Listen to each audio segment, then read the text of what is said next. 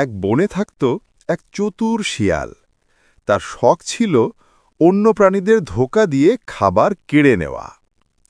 একদিন সে দেখল এক খরগোশ গাজর খাচ্ছে।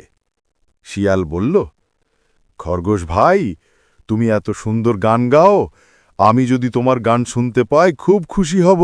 খরগোশ বুঝল শিয়ালের চোখ গাজরের দিকে। তাই সে চালাকি করে বলল, ঠিক আছে, আমি গান গাইব, তবে তুমি চোখ বন্ধ করবে আর হাত দিয়ে কান ঢাকবে। শিয়াল ভাবল, এ তো ভালোই, খরগোশ গান গাইবে, আমি চোখ বুঝলেও গাজর পেয়ে যাব। কিন্তু সে চোখ বন্ধ করতেই খরগোশ চুপি চুপি দৌড়ে পালাল। যখন শিয়াল চোখ খুলল, তখন না গান আছে, না খরগোশ, না গাজর।